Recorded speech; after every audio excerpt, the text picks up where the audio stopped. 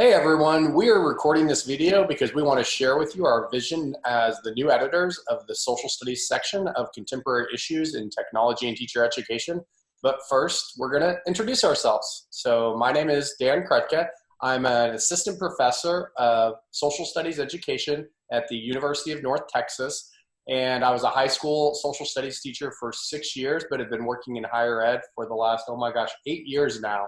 I'm really interested in kind of critical media studies and technoethics as it relates to social studies.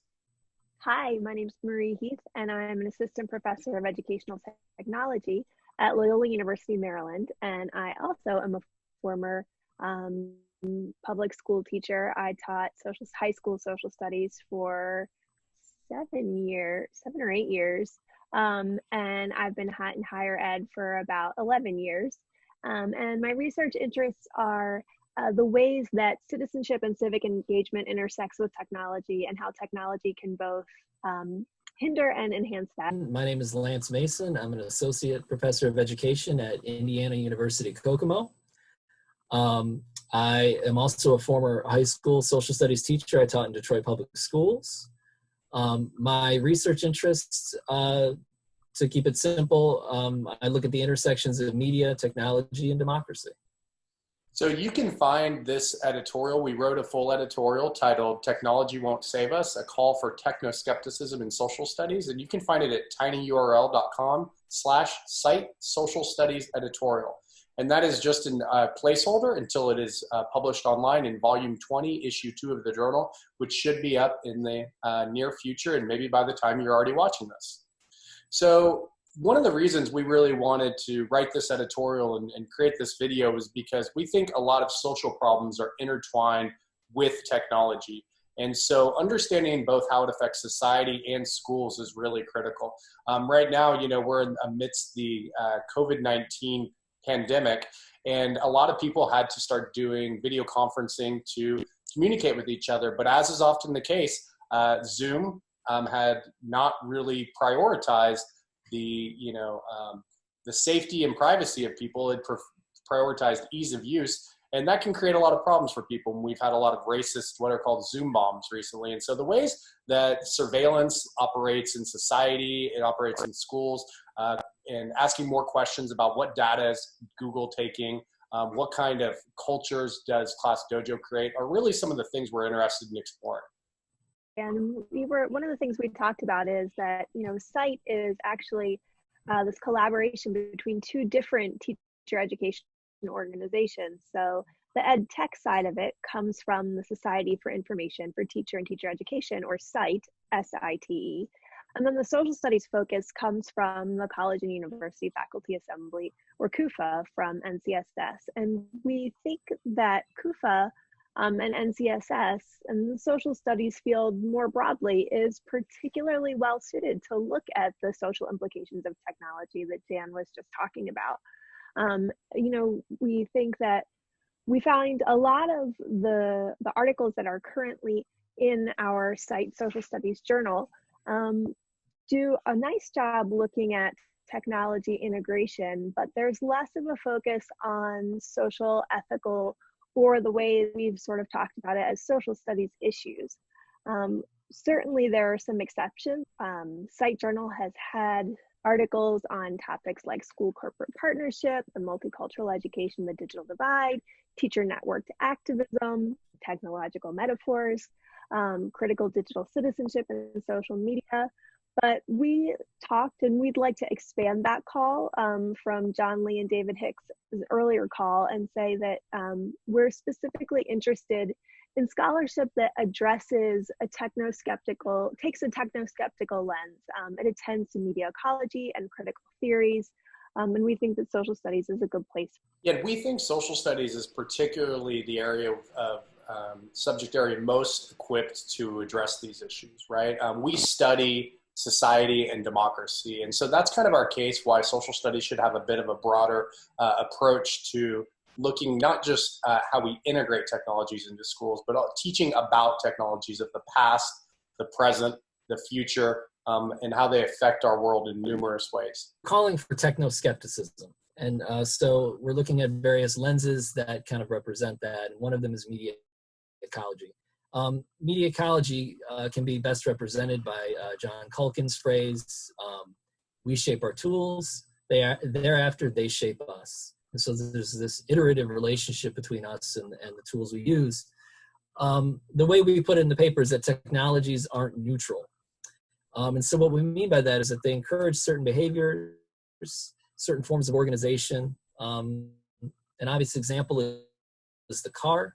When the car came out, it made transportation a lot easier, transportation of people and goods, but attendant issues within problems or something that were sort of, neglected at first, and then, only became apparent as the technology proliferated. So things like pollution, sprawl, the redesign of cities, and one that doesn't get talked about nearly enough, perhaps, is the privatizing nature of the automobile. The fact that a bunch of people are encased in their automobiles in a solitary way, kind of facilitating this understanding of this kind of private solitary space for commuting, say, to and from work and what have you.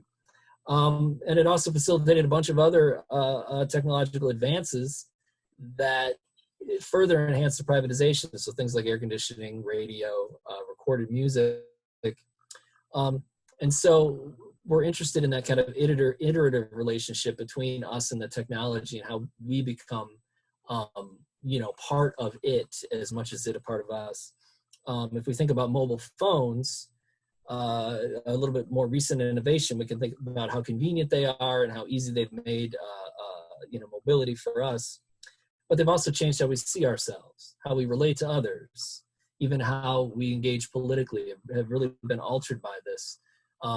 So this is one of the lenses that we think is really important, that we're hoping to kind of encourage authors to consider when conducting research.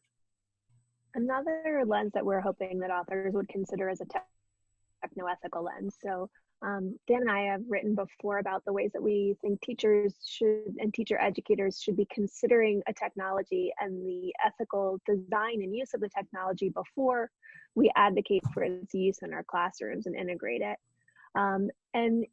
And through that way of thinking, we're also inspired by Bunge's work, who suggested that we think about who designed the technologies and then for whom they're designed. And then Amrut extended that, and she said, let's think also about the ways that the people whose bodies are affected by the technologies.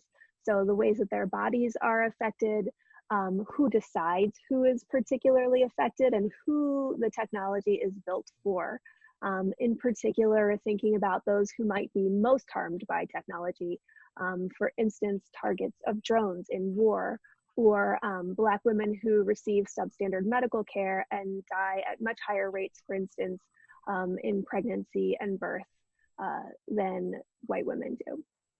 We see another lens that authors can use as the social studies, right? The social studies is grounded in citizenship education for democracy. And so we think if you think of that as a lens, you can examine what do we mean by democracy for whom, and what are the processes. And then also, of course, we can intertwine technology scholarship with the historical lenses, geographic lenses, economic lenses, and political science lenses. And we think those all can really enrich in the way we understand technology, from understanding the legal processes or activism from a civics perspective towards creating a more just media ecosystem, towards understanding that technologies are not simply inventions in the present. They have histories that we should understand more deeply.